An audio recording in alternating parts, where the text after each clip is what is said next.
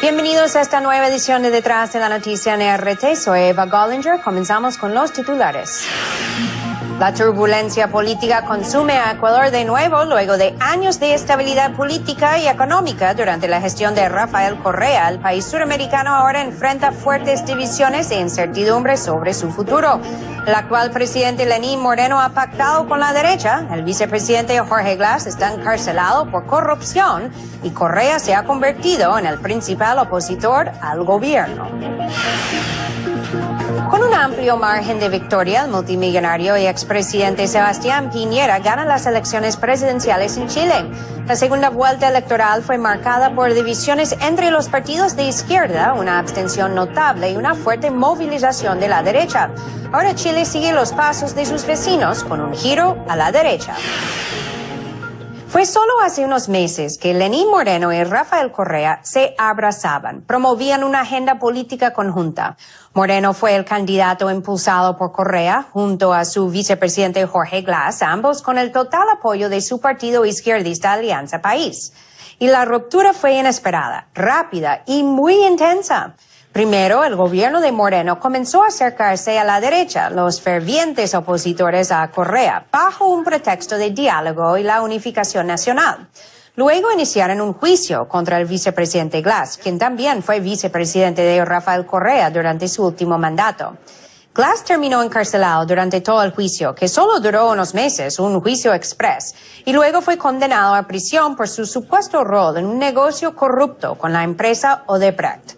Por su parte, el expresidente Rafael Correa comenzó a criticar y cuestionar públicamente los motivos de Moreno, acusándolo de promover una cacería contra él y sus seguidores. Ahora Moreno está impulsando una consulta vinculante para prohibir la reelección, algo que impediría el regreso al poder de Correa y también de otros temas que, según Correa, podrían significar una ruptura del orden constitucional en el país. ¿Qué pasa en Ecuador? Vean más a continuación. ¿Un país dividido? Tras las primeras declaraciones y decisiones de Lenín Moreno como presidente de Ecuador que contrastaban con la línea de Rafael Correa, los miembros de Alianza País se dividieron en dos facciones, los simpatizantes del actual presidente y los del exmandatario. El 31 de octubre de este año, los llamados correístas intentaron destituir a Moreno de la presidencia del partido. Además del juicio contra el vicepresidente Jorge Glass por corrupción y la convocatoria de una consulta popular, uno de los argumentos fue la incoherencia de Lenín Moreno con su proyecto político. Los temas van más allá del cumplimiento no de un plan de trabajo, sino de la línea político-ideológica que se quiere dar en este nuevo periodo. Y sin duda alguna hay un viraje conservador con los partidos políticos de derecha, con los cuales nosotros no promulgamos ni siquiera podríamos coordinar una visión país. Sin embargo, la decisión no fue apoyada por varios miembros de Alianza País, que la tacharon de arbitraria, inconstitucional e ilegal.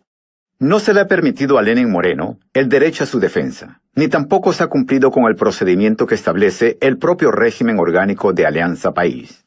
Moreno, por su parte, apeló a la justicia y al cabo de un día el Tribunal de Garantías Penales de Quitumbe dejó sin efecto su destitución de la presidencia del partido oficialista.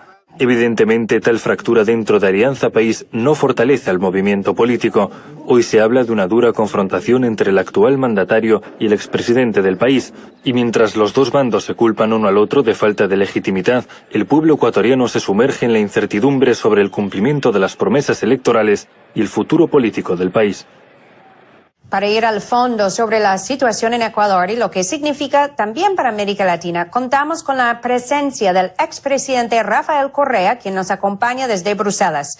Gracias, presidente, por estar aquí con nosotros en Detrás de la Noticia. Gracias a ti, Eva, Russia Today. Un abrazo a la patria grande y al mundo entero. Presidente, por favor, explícanos un poco para nuestra audiencia la situación actual en Ecuador según su perspectiva. ¿Por qué hubo una ruptura entre usted y el presidente Moreno? ¿Moreno utilizó su apoyo para llegar a la presidencia de manera engañosa? ¿Qué está en juego en Ecuador ahora? Bueno, gracias por la pregunta, porque hay todo un blindaje mediático en Ecuador.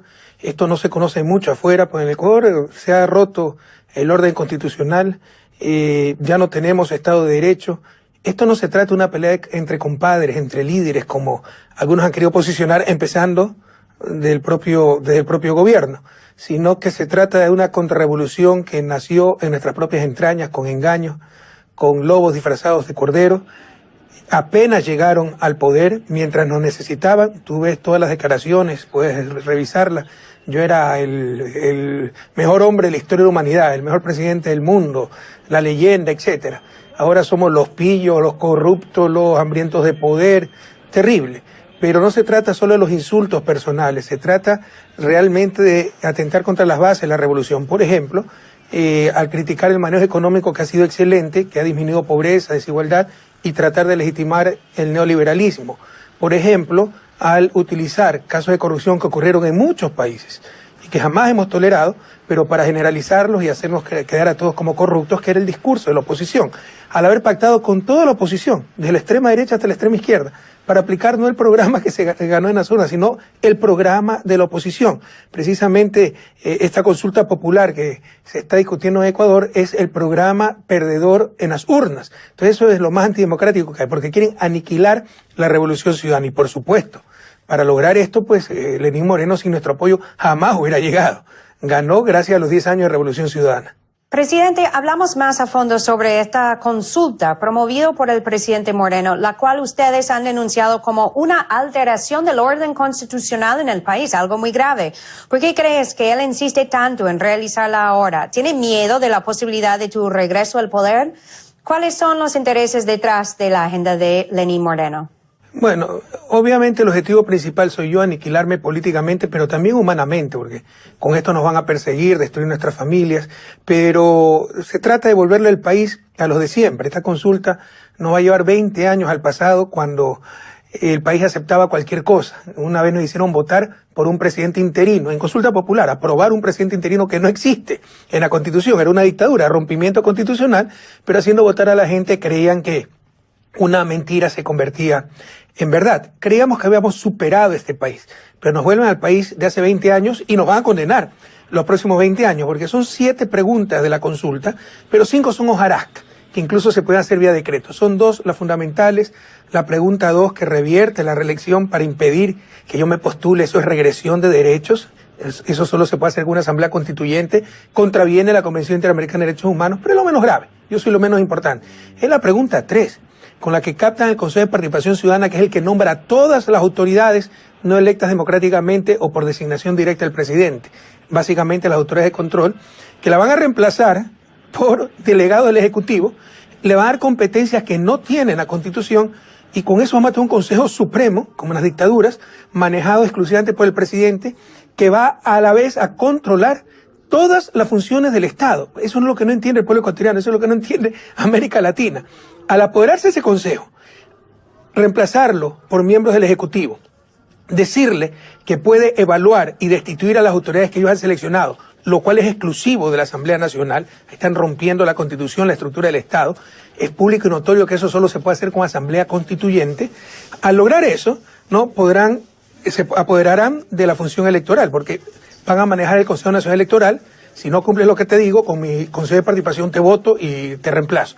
El Tribunal Contencioso Electoral, es decir, función electoral pasa a mano del Ejecutivo. Función judicial, porque también podrán manejar el Consejo de Judicatura, que es seleccionado por este Consejo. Van a poder manejar al fiscal, que es mi juez natural. El fiscal me puede dictar orden de prisión y seguro van a poner un enemigo para evitar que yo regrese a mi patria, ¿no? Y maneja al defensor público.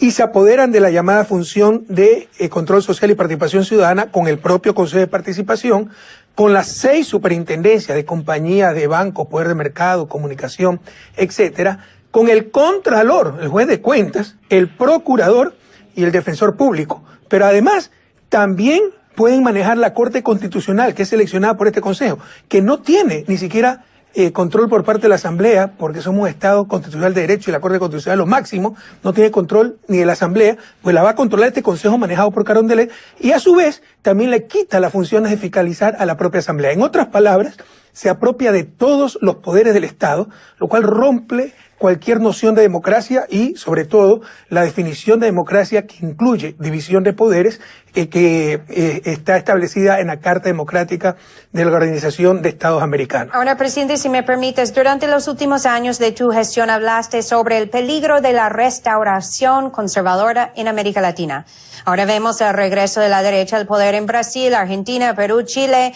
Bueno, y si miramos hacia el norte, aquí tenemos a Trump en Estados Unidos. ¿Crees que ahora con Lenín Moreno, Ecuador también está siguiendo ese camino? Y no era de esperarse que, habiendo sido un empresario antes de ser un político, él iba a favorecer una agenda más neoliberal. Lenín Moreno nunca ha sido de izquierda, no lo dijo. Y nosotros estamos de acuerdo en un cambio de estilo que administra el sistema, porque sí, con los cambios que hemos hecho, por esos cambios, por la tercera parte de esos cambios, en los 70 hubiéramos tenido guerra civil. Lo hicimos en democracia, pero esas élites pues cada vez eran más furiosas, más violentas, y era necesario calmar un poco del país. Por eso era bienvenido un cambio de estilo como el de Lenín Moreno, pese a que sabíamos que era un tipo sin convicciones, sabíamos que era un tipo que no era de izquierda, pero tampoco creíamos que era un traidor. El problema es que en lugar de administrar todo lo que ya se avanzó, lo está destrozando, pero no se imagina las universidades emblemáticas, el proyecto de cocinas de inducción, hasta la marca País, todo lo que huele a Correa, porque su objetivo es eliminar a Correa, eliminar Revolución Ciudadana y devolverle el Ecuador a los mismos de siempre, con los que siempre él estuvo, estaba más cercano a los grupos de oposición que a nosotros, y tiene todo el derecho de estarlo, pero ¿por qué no lo dijo? ¿Por qué estuvo como lobo disfrazado de cordero, esperando tener el poder y ahí sí darnos el zarpazo, la puñalada por la espalda? Entonces le está devolviendo el Ecuador a esos poderes de siempre y él pertenece, siempre ha sido cercano a esos poderes, hasta el punto que usted escuche el discurso de Lenín Moreno y el discurso que ha mantenido 10 años la oposición. Es decir, todo es tan paradójico, parece que ellos han tenido la razón, que hay que pedirle disculpas. La razón hemos tenido nosotros, hemos sido un proceso legendario, ¿no? Él mismo lo ha dicho cuando nos necesitaba. La Revolución Ciudadana es leyenda, que campeones en reducción de pobreza, en reducción de desigualdad, en energía limpia, en soberanía energética, en educación, en salud, en soberanía, en dignidad, integración latinoamericana. Pero ahora parece que es la oposición la que ha tenido la razón. Entonces, que nadie se engañe.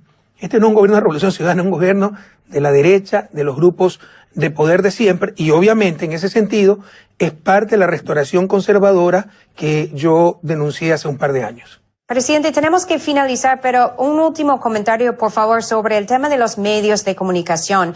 Porque otro cambio grande en Ecuador en estos primeros meses ha sido el tema de los medios públicos. Durante tu gobierno hicieron grandes esfuerzos para construir potentes medios públicos que no estaban corrompidos por los intereses económicos, como suele suceder con medios privados. ¿Eso ahora ha cambiado con Lenín Moreno? ¿Sientes que Ecuador está regresando al pasado?